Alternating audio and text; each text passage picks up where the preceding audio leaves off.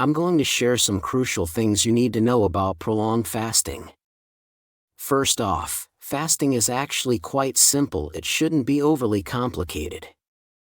Many people tend to overthink it, but the simple things are often the most powerful. That's exactly what fasting is, mind-blowing in its simplicity. The absence of food, just not eating, can have so many profound and positive effects on your body.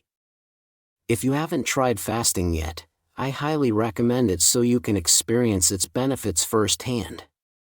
To fully understand the power of fasting, it helps to compare it to something that's often the complete opposite, snacking. If you look at the impact of snacking on the body, it's actually quite devastating. In fact, I'd argue that out of all the habits that negatively affect your health, snacking is at the top of the list primarily because of its effects on insulin. Snacking leads to chronic insulin spikes, and that sets off a cascade of negative reactions in the body. When you think about it, it's pretty clear that constant snacking is not doing us any favors. One of the biggest misconceptions is the idea that we need to eat frequently to heal the body. The truth is, you're probably better off not eating as much, especially when it comes to healing. The notion that breakfast is the most important meal of the day is a complete myth, one I used to promote myself before I understood the science behind fasting. And what about the advice to give kids bedtime snacks or after-school snacks? Or that you should never skip a meal? Well, I can tell you where that came from: the snack food industry. They've done a great job of making us believe that we need to eat all the time, but the reality is, snacking is doing more harm than good. Snacking actually makes you more hungry in the long run. You're eating small amounts of food, which spikes your insulin levels, but that only lowers your blood sugar about an hour or so later, leaving you feeling hungrier than before. So, rather than revving up your metabolism, snacking actually promotes hunger. It's a vicious cycle that keeps you hungry and craving more food.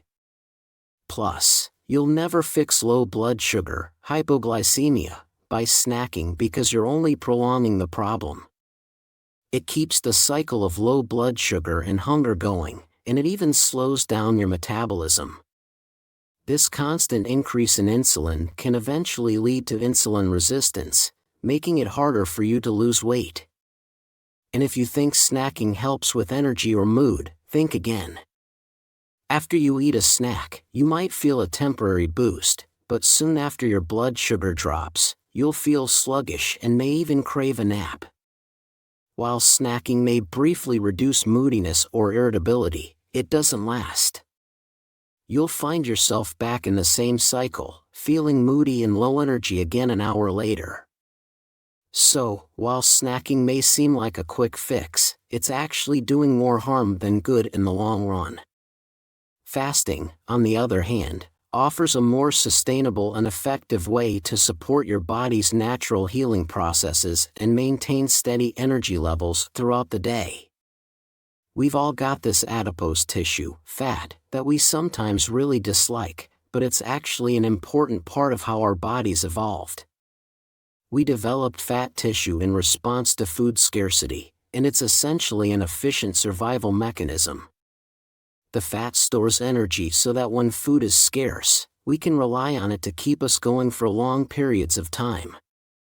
When people say they have a damaged or slow metabolism, what they're really describing is an efficient metabolism.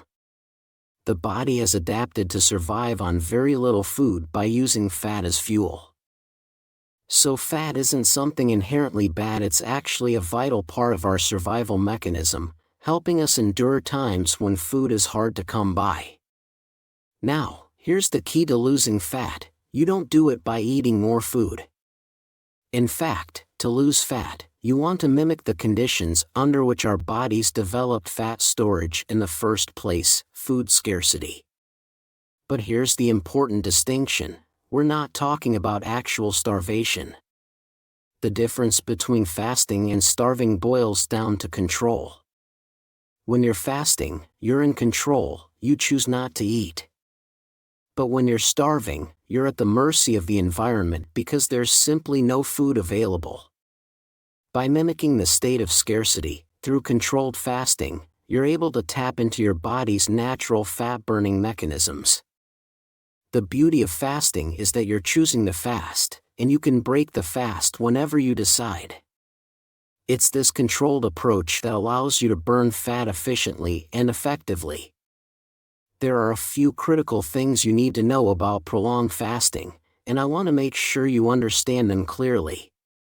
First, when you're fasting, the only thing you should be drinking is water. You can have tea or coffee, but you want to avoid anything that could interfere with the fasting process. Also, it's important to take supplements during fasting. Why? Because many people are nutrient deficient, especially in today's world. Even though your body becomes more efficient at using and holding onto nutrients during fasting, you can still develop deficiencies, particularly in trace minerals, electrolytes, and even B vitamins. I recommend focusing on two main categories of supplements: electrolytes and B vitamins. If you can, adding vitamin D and vitamin C would also be beneficial. What you definitely want to avoid are things like branched-chain amino acids, BCAAs, or small snacks. Some fasting programs might encourage these, but they're not helpful. In fact, they can actually interfere with one of the most powerful processes triggered by fasting: autophagy. Autophagy is a condition in your body where it essentially cleans itself out. It's the process of recycling old, damaged proteins and getting rid of waste materials like dead cells and pathogens. Fasting is the most potent trigger for autophagy, and it's incredibly important for long-term health and longevity. This process helps remove damaged mitochondria, the energy powerhouses in your cells that are directly linked to cancer. That's why prolonged fasting can be a powerful tool in cancer treatment. Autophagy is like your body's self-cleaning mechanism, helping it function at its best by removing the old, worn-out parts and allowing for regeneration and repair. When you're fasting, stick to water, tea, and coffee, nothing else. You also want to take supplements. Why? Because many people today are nutrient deficient, especially in things like trace minerals and electrolytes. While your body becomes more efficient at using nutrients during fasting, it can still be deficient in some essential nutrients, particularly electrolytes and B vitamins.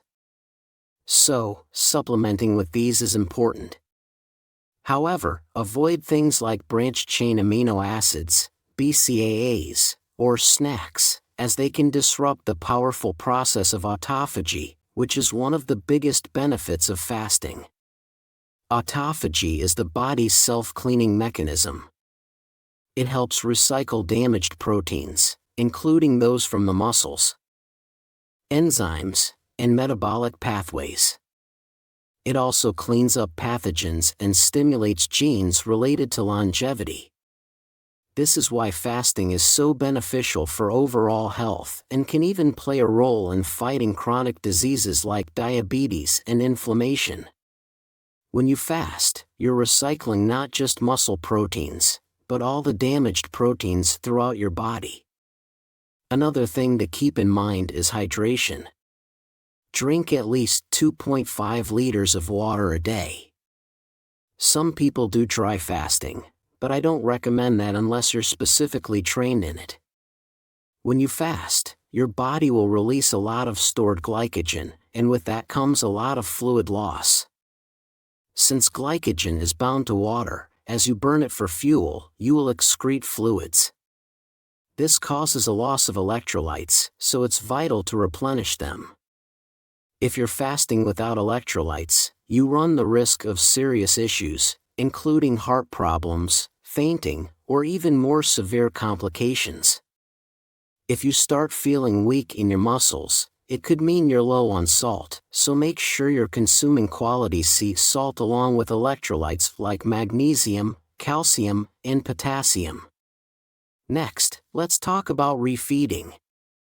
When you come off a prolonged fast, whether it's 48 hours, 72 hours, or even longer, you want to ease back into eating.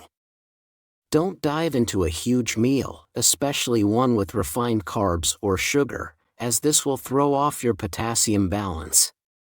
The cells need potassium to store sugar, and eating a large amount too quickly can create an imbalance in your electrolytes, which can be dangerous.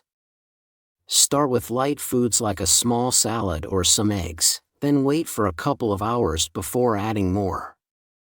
Gradually ease back into eating. If you're doing a prolonged fast, 72 hours or longer, you'll notice that ketones can make your body slightly more acidic, which isn't harmful in itself, but it can affect your pH balance. If you're experiencing symptoms like a pounding pulse or difficulty breathing, it might be due to acidity. Instead of apple cider vinegar, try adding a small amount of baking soda to your water to help balance your pH. Now, when you come off a fast, don't go back to a regular high-carb diet. The point of fasting is to reduce the negative effects of a high-carb, junk food diet, so why would you undo all that progress? I highly recommend incorporating healthy keto with intermittent fasting for the best results. The dawn phenomenon is something some people experience after prolonged fasting, where their blood sugar goes up in the morning, despite not eating anything. It's normal, and while it might take time to resolve, it will improve with continued fasting. If you're concerned about it, you can go for a long walk to burn off that extra sugar. It's not a reason to stop fasting. When it comes to breaking a fast, don't dive right into it. You might feel a little off initially, as your body adjusts to switching from burning glucose to burning fat for fuel. This process takes time, and your body has to adapt. If you're new to fasting, ease into it by starting with intermittent fasting first. As you start prolonged fasting, your body will switch to burning fat for energy, and this can make your brain feel a little foggy at first. To help with this transition, you could take MCT oil or ketone supplements. Eventually, your body will adapt. Your appetite will decrease, and you'll feel great. This is a clear sign that you've adapted to the fasting state. So, while intermittent fasting is about eating when you're hungry, with prolonged fasting, you don't eat when you're hungry. You push through that hunger, and after a while, it will pass, as your body gets used to the new fuel burning process. Remember, transitioning into prolonged fasting can be a bit uncomfortable at first, but it's a normal part of the process. Stick with it, and you'll experience the remarkable benefits of prolonged fasting.